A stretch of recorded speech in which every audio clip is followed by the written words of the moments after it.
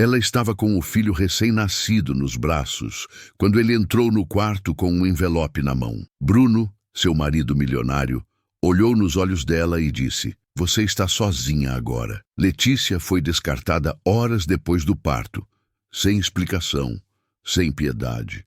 O que ele não sabia é que aquela mulher devastada renasceria das cinzas, e um dia ele ainda a veria em um lugar que jamais imaginou. Às vezes, é no abandono que a força desperta. O quarto 214 do Hospital Dom Felipe ainda tinha cheiro de desinfetante e flores baratas quando Bruno entrou. Terno impecável, expressão fria, passos firmes demais para um pai de primeira viagem. Letícia tentava ajeitar o bebê no colo, ainda sentindo a anestesia da cesárea pesar nas pernas. Sorriu ao vê-lo entrar, esperando um carinho, uma palavra. Mas ele não se aproximou. Apenas estendeu um envelope amarelo e disse, sem hesitar: "Está tudo assinado. É o divórcio." Ela piscou sem entender. "Como assim, Bruno? Eu acabei de dar à luz ao nosso filho." Ele suspirou como quem se cansou de fingir.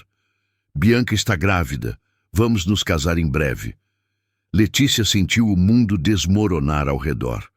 E antes de sair, ele olhou nos olhos dela e deixou a sentença final: "Você nunca vai conseguir nada sozinha."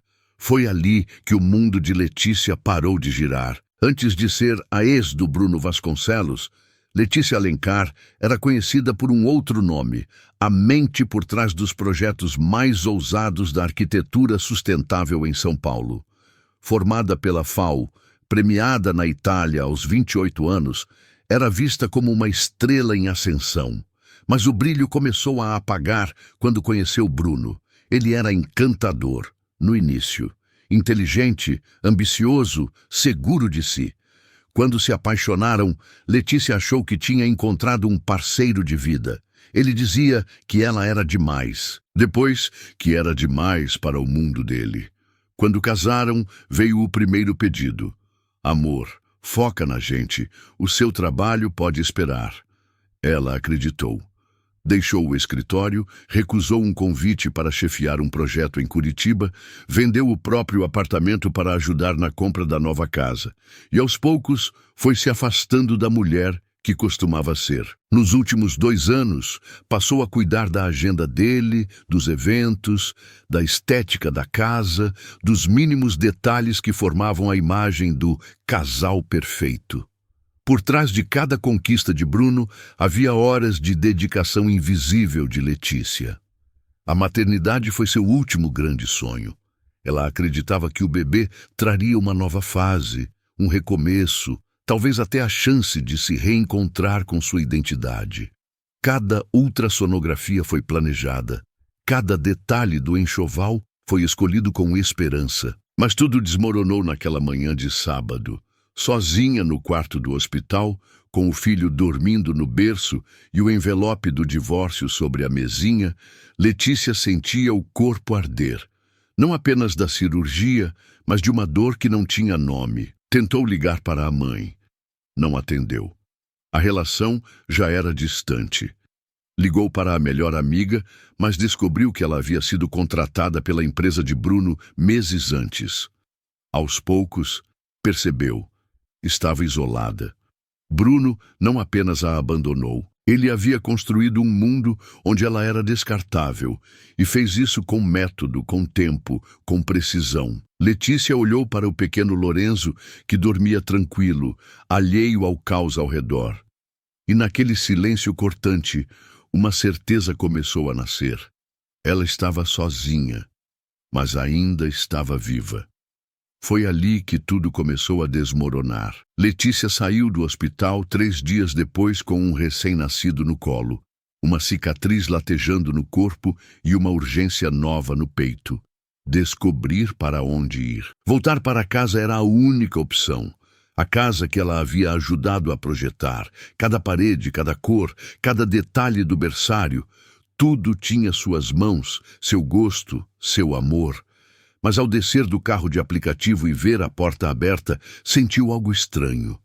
No lugar do tapete de boas-vindas que ela havia comprado, agora havia um vaso com orquídeas brancas. O aroma não era mais familiar. Bianca já estava ali. A jovem, 20 e poucos anos, loira de salão, sorriso branco demais, apareceu na varanda como se fosse a dona do lugar. Oi, Letícia. Eu sabia que você viria hoje. Já deixei suas coisas separadas no quartinho dos fundos. Letícia apertou Lorenzo contra o peito, o coração disparado. Como assim? Minhas coisas? O Bruno disse que era melhor você não entrar.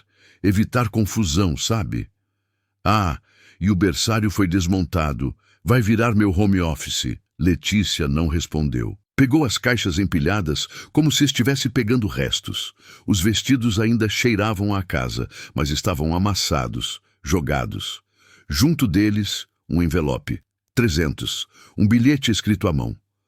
Use para emergências. Você tem 30 dias para sair legalmente.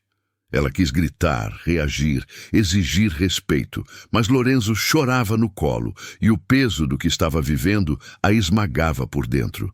Nos dias seguintes, dormiu no quarto de hóspedes de uma prima distante, em Osasco. Dividia o colchão com o filho, acordando de hora em hora, trocando fraldas com uma lanterna de celular.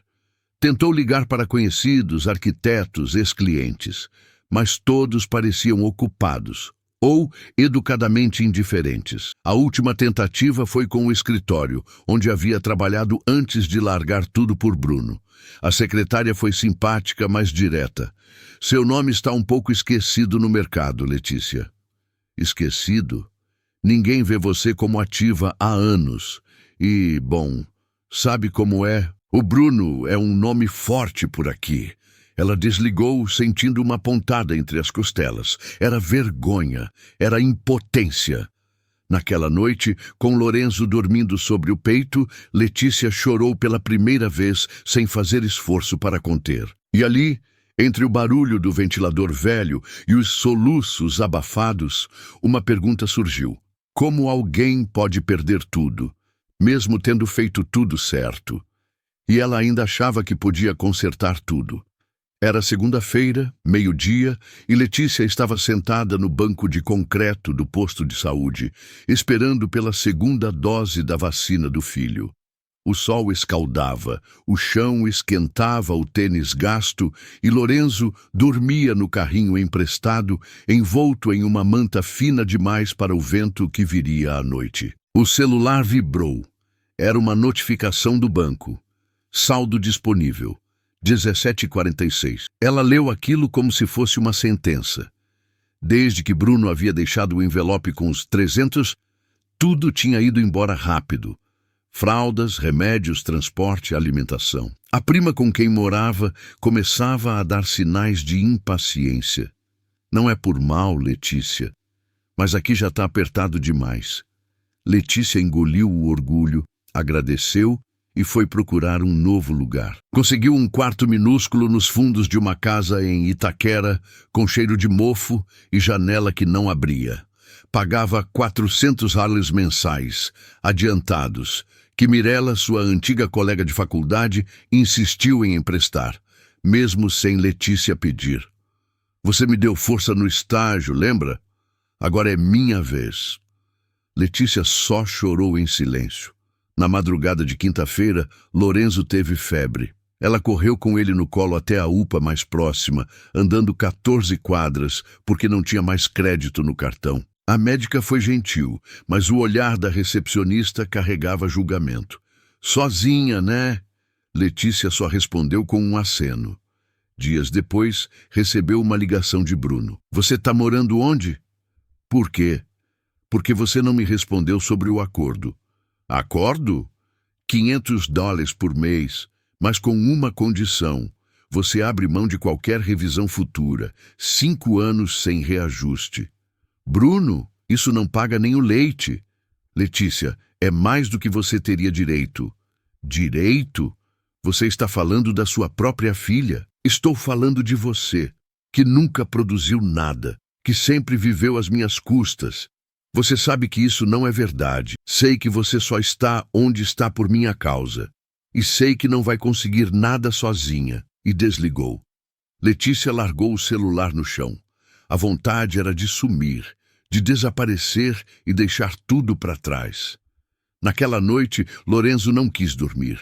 Chorava sem parar, mesmo depois da mamada.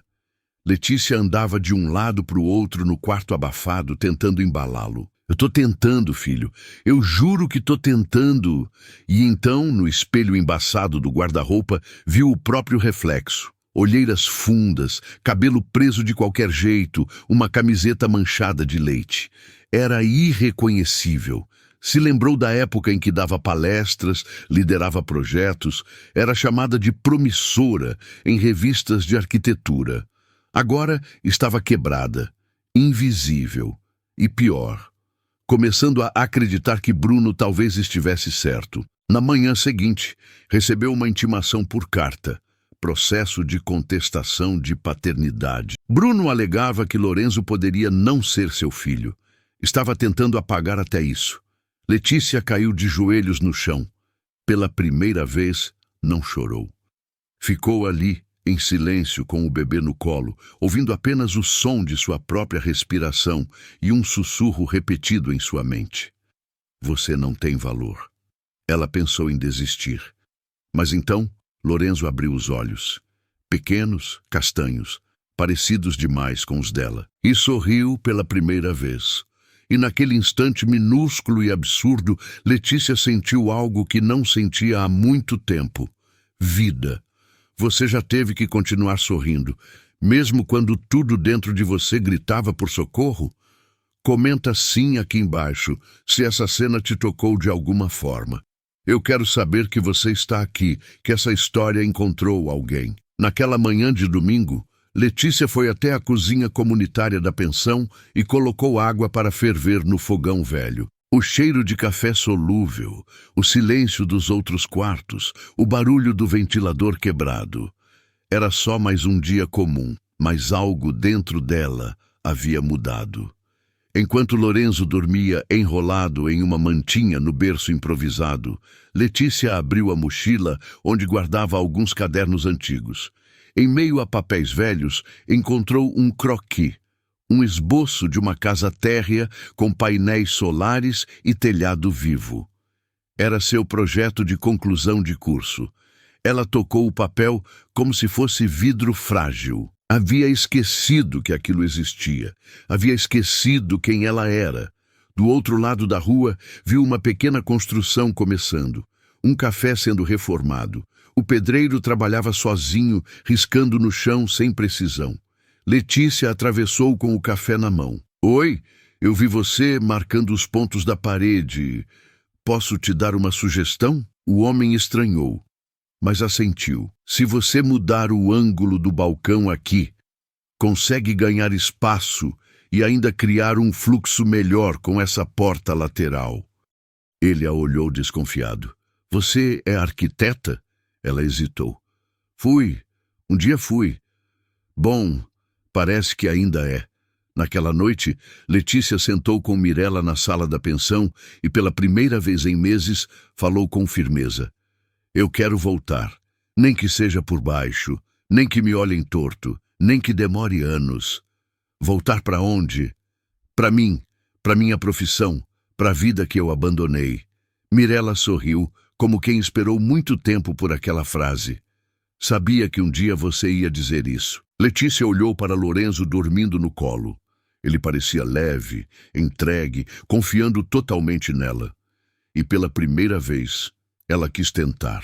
Não para provar nada a ninguém, mas porque ainda havia algo ali dentro que valia a pena ser recuperado.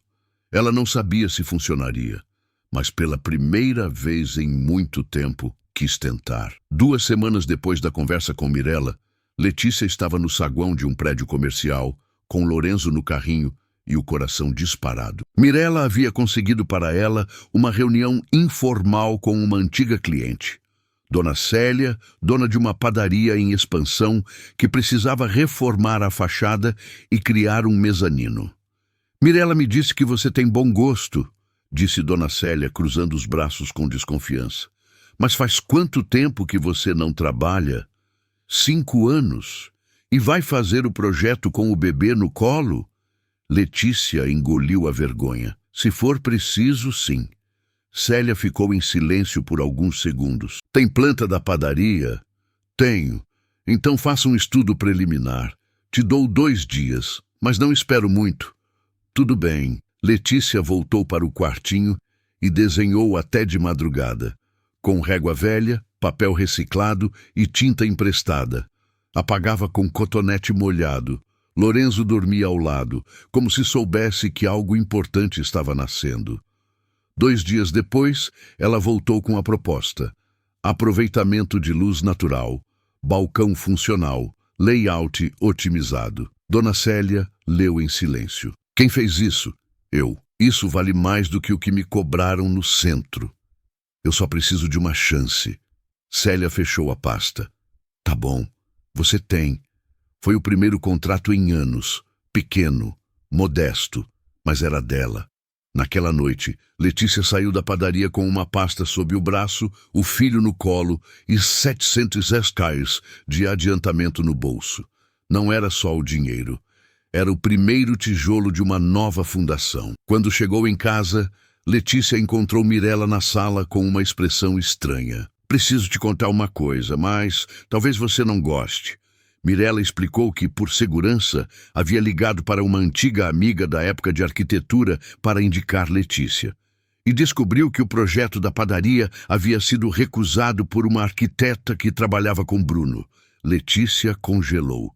Então você acha que ele facilitou isso? Não. Mirella foi firme. Mas talvez ele tenha ouvido falar. Talvez alguém tenha mencionado seu nome. Não sabemos. Na madrugada, Letícia não dormiu. Ficou olhando Lorenzo, ouvindo o barulho da cidade lá fora e sentindo um veneno antigo crescer dentro dela. E se Bruno tivesse razão? E se ela nunca tivesse voltado ao mercado por mérito próprio? E se todos os caminhos ainda estivessem contaminados pela sombra dele? No dia seguinte, na padaria, Célia apareceu no meio da obra. Seu projeto tá dando certo, viu? A cozinha tá funcionando melhor que nunca. E o balcão tá chamando mais cliente. Você tem talento, menina. Letícia segurou o sorriso. Na volta para casa, caminhando com Lorenzo no colo e cimento nas mãos, ela murmurou baixinho. Talvez não seja sorte, talvez seja capacidade. Mas no fundo ainda havia medo. E se eu não for suficiente? E se falhar de novo? Essas perguntas vinham toda noite. Mas naquela tarde o telefone tocou. Era uma empresa de coworking no centro. Recebemos seu nome por indicação da padaria da Dona Célia. Podemos conversar? Letícia desligou em choque. E soube. O ciclo estava começando a girar de novo. Dessa vez, com o nome dela e só o dela. Mas então, o interfone tocou. Era uma tarde de terça-feira quando Letícia entrou no hall de mármore da Torre Andaraí, o maior edifício corporativo em construção no centro de São Paulo. Estava ali para apresentar a proposta arquitetônica de sua pequena, mas promissora, equipe de reformas comerciais. O projeto, um centro cultural ecológico financiado por uma ONG internacional. Valor do contrato, 2 milhões. Concorrentes, 12, incluindo a Vasconcelos Empreendimentos, empresa de Bruno. Ela só soube disso quando o viu entrar na sala de reuniões. Bruno parou no meio do corredor. Demorou 1 segundo para reconhecê-la. Letícia? Ela sorriu com os olhos. Sim, boa tarde. Você está apresentando aqui? Sim, representando a Alencar Projetos, minha empresa. Sua empresa? Ele arregalou os olhos. Estava acostumado com a versão apagada, obediente, submissa. Não com essa mulher. Não com essa voz firme. Não com essa presença. Letícia não tremeu. Não desviou o olhar. Não tentou parecer menor. Durante a apresentação, ela mostrou soluções ecológicas, alternativas de captação de água da chuva, ventilação cruzada natural. Enquanto ela falava, os avaliadores faziam anotações, balançavam a cabeça em aprovação. Bruno apresentou depois. Seu projeto era tecnicamente impecável, mas frio, sem alma. Era mais do mesmo. o tipo de obra pensada para investidores, não para pessoas. Quando as apresentações acabaram, Letícia saiu da sala e respirou fundo no corredor. Sentiu o coração bater, mas não por medo, por vida. Na tarde seguinte, o e-mail chegou. Projeto vencedor. Alencar Projetos. Ela não chorou.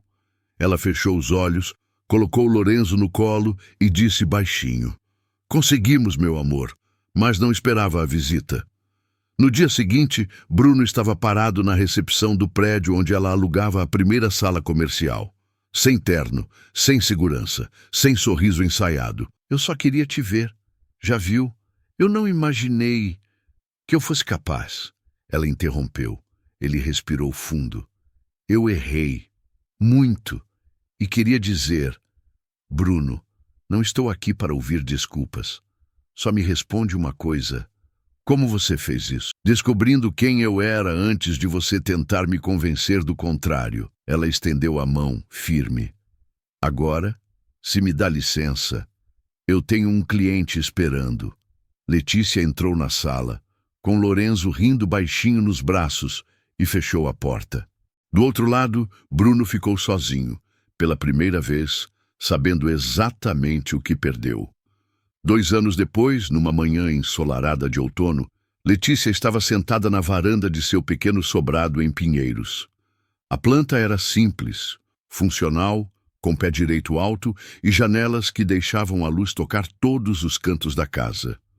Na mesa de madeira rústica estavam espalhados desenhos do novo projeto, uma escola pública no interior de Minas, feita com materiais sustentáveis. Lorenzo, agora com 2 anos e meio, corria pelo jardim com um avião de papel, rindo como se não existisse nada no mundo além daquele quintal. Letícia sorriu ao observar a cena. Havia algo naquele riso, naquela liberdade, que era mais valioso do que qualquer contrato. Seu celular vibrou. Era uma mensagem de Mirella. A imprensa quer te entrevistar de novo. Você topa? Ela riu. Alguns anos atrás, ela teria pulado de alegria.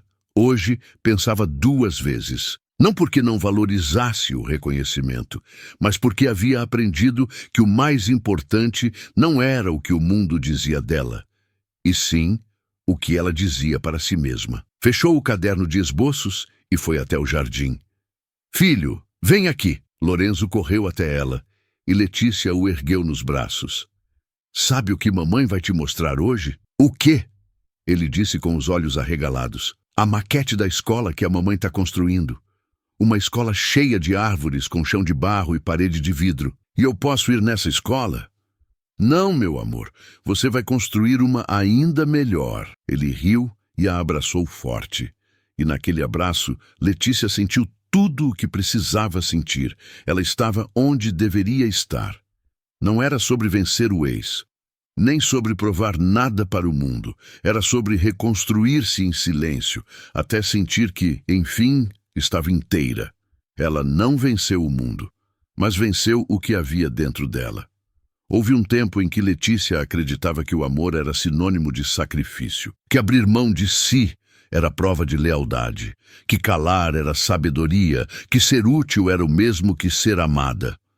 Foi preciso ser quebrada em 1000 pedaços para entender que o valor de uma mulher não está no quanto ela suporta, mas no quanto ela se reconhece, mesmo depois de tudo que tentaram apagar. Letícia não virou milionária de um dia para o outro. Não teve finais de conto de fadas, mas aprendeu passo a passo a resgatar sua própria voz, sua própria história, e descobriu que existe uma liberdade profunda em não precisar mais da aprovação de quem nunca soube vê-la por inteiro. Hoje, quando se olha no espelho, já não vê a mulher invisível do passado. Vê uma profissional respeitada, uma mãe presente, uma mulher consciente do próprio espaço no mundo. E o mais bonito, Letícia não guarda ódio. Ela entendeu que algumas dores não precisam ser vingadas, precisam ser transcendidas. Porque mais poderoso do que vencer alguém é construir uma vida onde a presença desse alguém simplesmente não importa mais. Esse é o verdadeiro legado de Letícia. Não o sucesso, mas a liberdade de ser quem é, por inteiro e por mérito próprio. Se essa história te emocionou de alguma forma, deixa um like aqui. Isso mostra que estamos no caminho certo ao contar histórias que importam. Me conta nos comentários de qual cidade você está assistindo. Sério, eu leio todos e faço questão de responder com carinho quem tira um tempinho para comentar. E se você acredita no poder de histórias reais e transformadoras, se inscreve no canal.